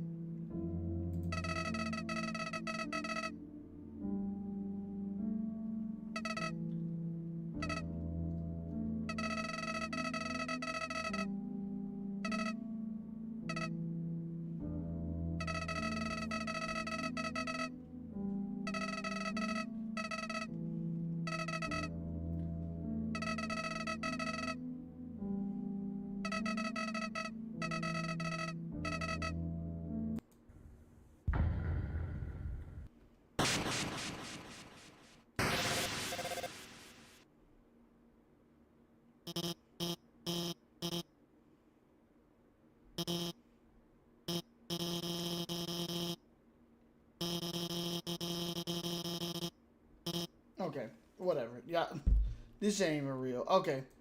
Gladys asks, when do I start Deltarune? Either tomorrow night or Wednesday night. One day. It was the soul of the king and queen's son.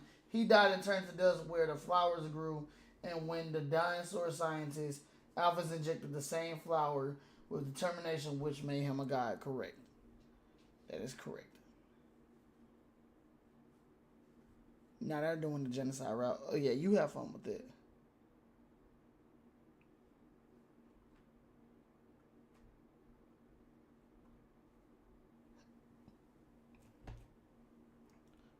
All right. One game I do want to play. I want to play this fan game, Yellow. I want to look at the trailer though.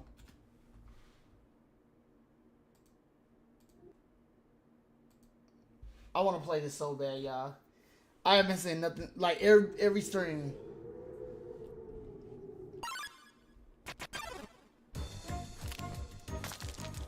Oh.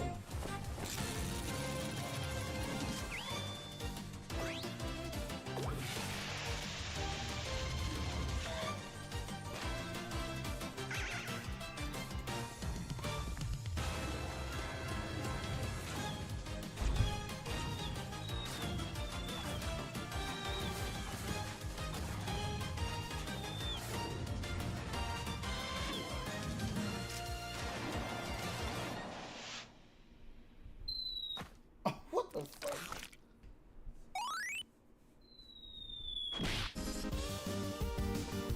Oh, we got a run animation?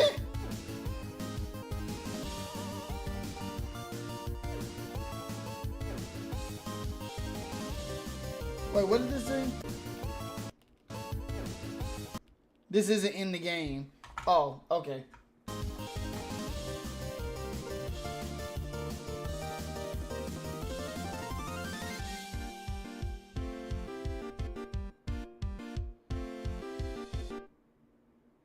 I might have to get into that. You've been thinking about playing? Yes, Undertale Yellow. I was thinking about trying this one eventually. I'm gonna try it after I beat Deltarune. I'm gonna try it after I beat Deltarune. The first human. The fuck is this? Do you believe in fairy tales?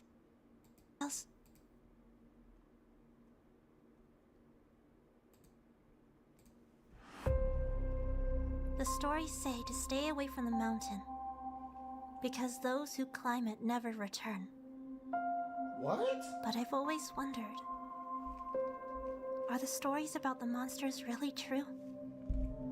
Do they really want to steal your soul? Howdy, I'm Flowey.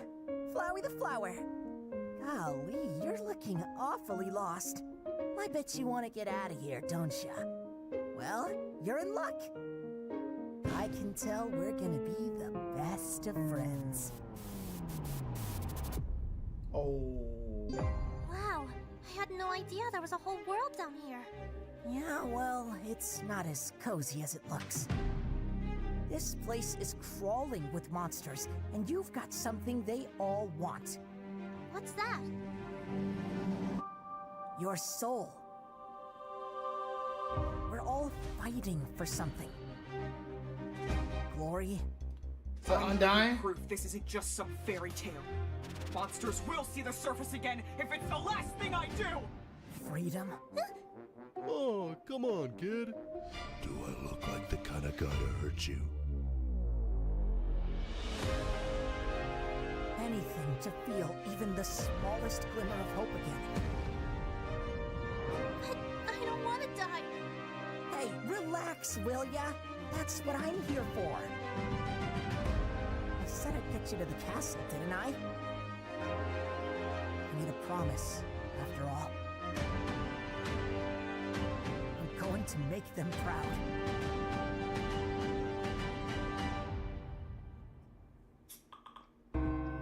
Your Highness, what will you do? What will you do when the first human falls?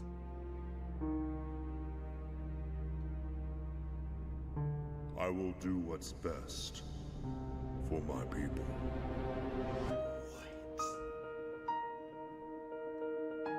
Nigga, what? We gotta read this comic, y'all. This is an anime channel ongoing fan web.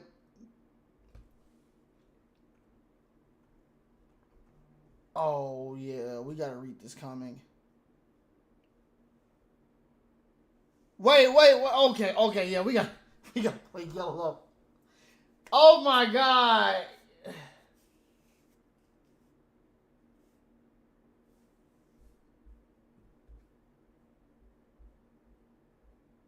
Wait, what's going on?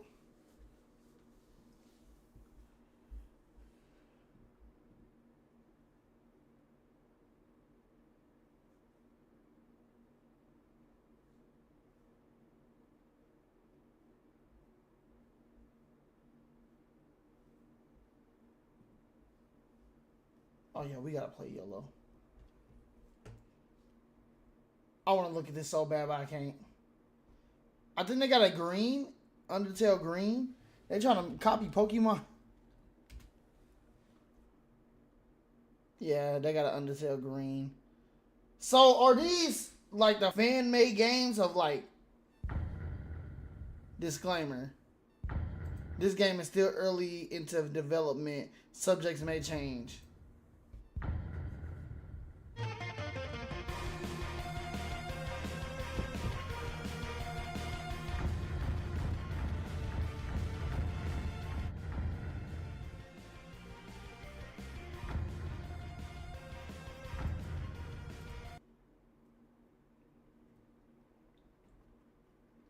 Okay.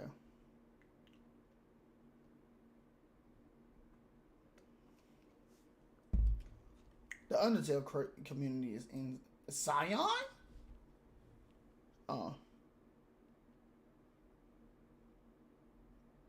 Undertale purple.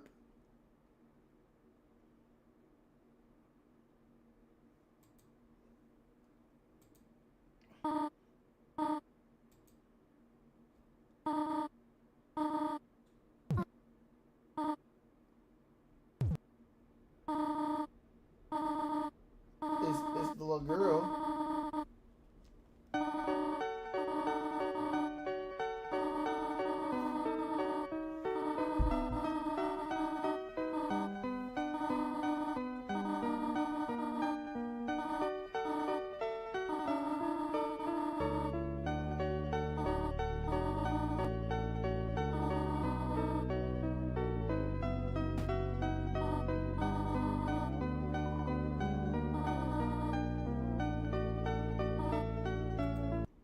No, ain't no way. These scenes are not real.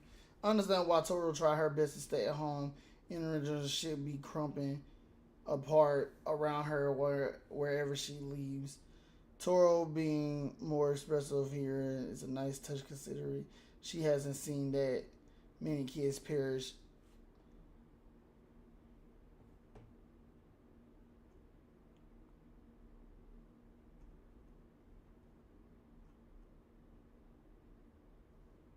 It's crazy.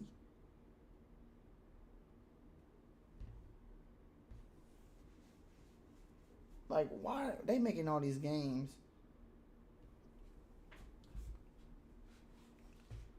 But yes, Gladys, if you're still here, we are playing Deltarune.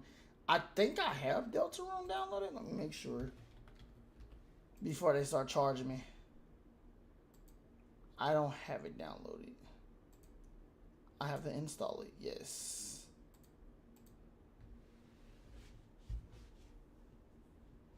Install, bitch. It's a Blissful Nips has played on Deltarune for the first time on April 8th. That's insane, bro. It's done. That's insane.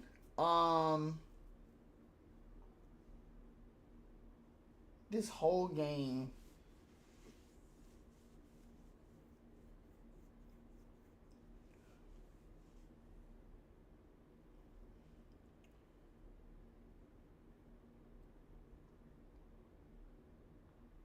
Yeah.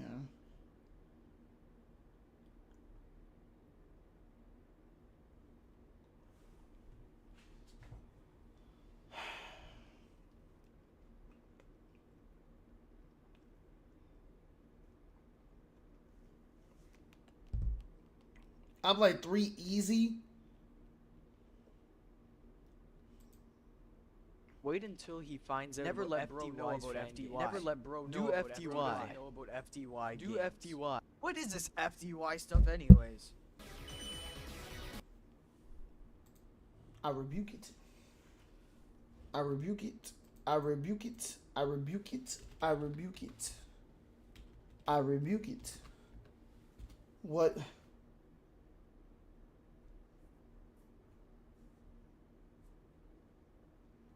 I rebuke it.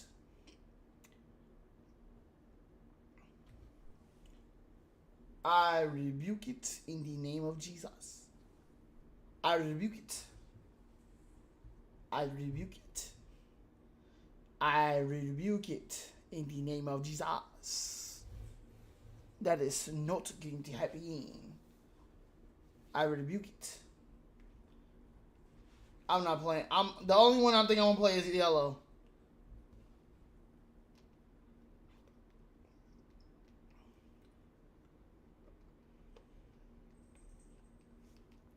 Y'all got any more theory videos I can watch? Let's see.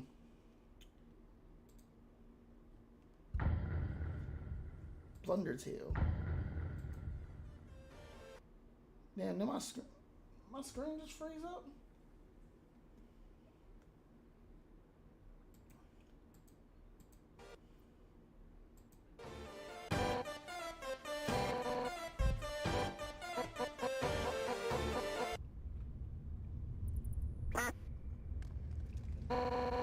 Let's just get this over with.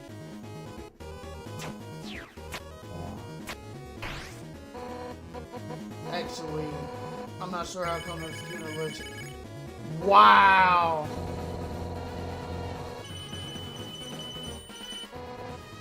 No.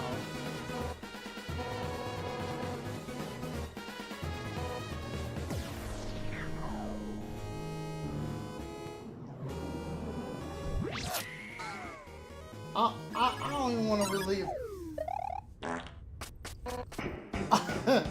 I'm dead.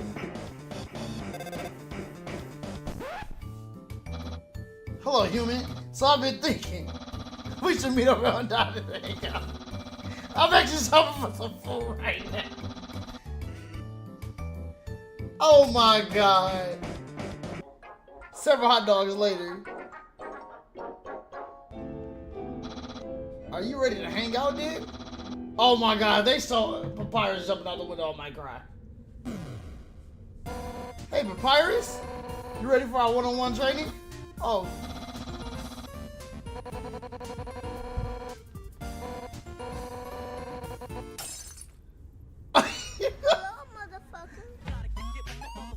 Is that it? No, no, bro. No, we need more. We need more. We need Blundertail. We need to see what happened when he entered Papyrus's Undertale, Undyne's house. We need to know what happened. Damn, that's it? That's it? Now he out there sad. How long have we been streaming? Almost 2 hours now. Yeah, ain't no more. Man. That just made me sad. Alright. Alright, well, let me see when I made that promise to start Deltarune. And Bacon updates. Tuesday or Wednesday, we'll dive into chapter 1 of Deltarune. So that means, what that means is either tomorrow night or Undertale Switch. What?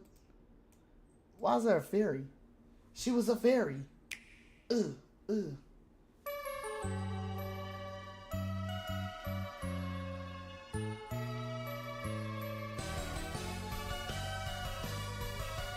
What the hell is this?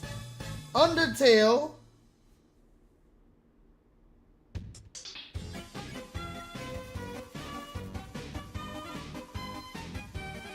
Why was that there?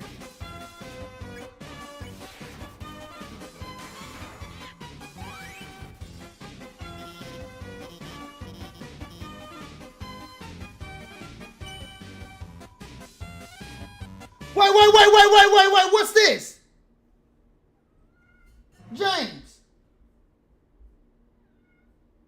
James and Gladys, what is this? Who is this?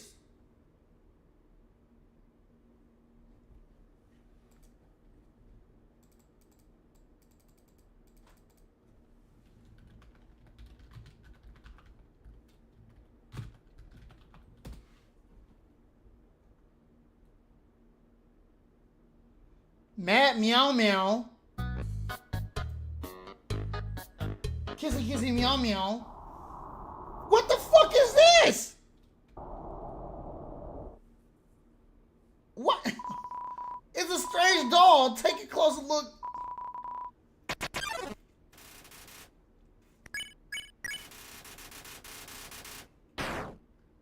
All?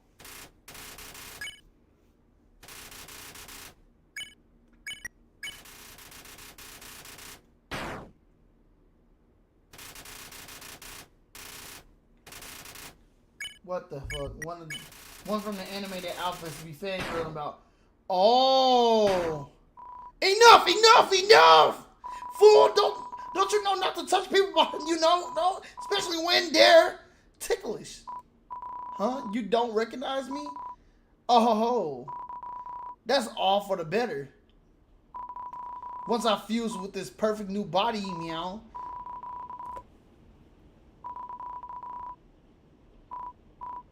Chat, it is storming. I am going to end stream. That is why my cat's out there yelling, screaming, and hollering.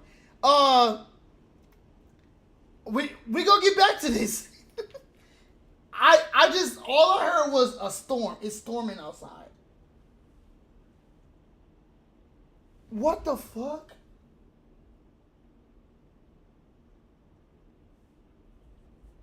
Oh, yowie wowie.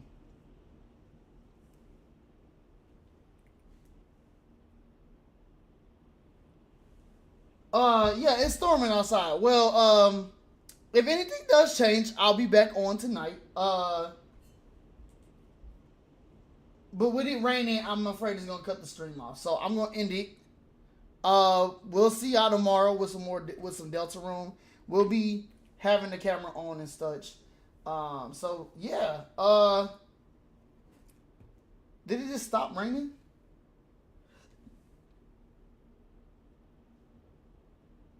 It didn't stop raining. Okay, y'all. Let me go tend to my cat because he's afraid. And such. So I'll see y'all in a minute. Peace. Oh my God. I didn't even know. I want to watch that. Damn.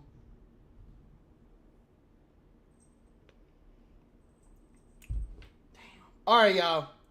We'll watch it before we start.